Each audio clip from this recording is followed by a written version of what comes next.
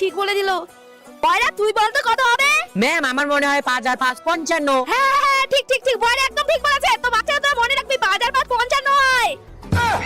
তো বাচ্চারা ধর বয়রার কাছে 500 টাকা আছে, সেখান থেকেও ব্যাংকে 100 টাকা দিল, তাহলে বয়রার কাছে আর কত টাকা থাকলো? ম্যাম 400 টাকা। আরে আমার এরা ঠিক বলে দিল। আচ্ছা বয়রা তুই বল তো তোর কাছে কত টাকা থাকলো? ম্যাম আমি তো এদেরকে ধারই দিব না। হ্যাঁ বয়রা ঠিক বলেছে, সবাই বল ধারই দিব না।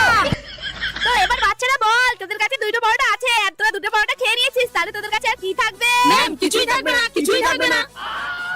আরে এটা আবার ঠিক বলে দিল। বয়রা তুই বল তো তোর কাছে কি থাকবে? ম্যাম আমার হিসেবে তো তরকারি থাকছে। হ্যাঁ তরকারি, সবাই বল তরকারি। ম্যাম আপনি কি আমাদেরকে পাগল ভেবেছেন? বয়রা আপনার কাছে টিউশন পড়ে বলে বয়রা যা কিছু বলবে সেটাই ঠিক, আর আমরা যা কিছু বলবো সেটাই ভুল। আমরা এখানে পড়বোই না। এই চল রে। হ্যাঁ, চল, আমার কাছে বয়রা থাকলেই হয়ে গেল।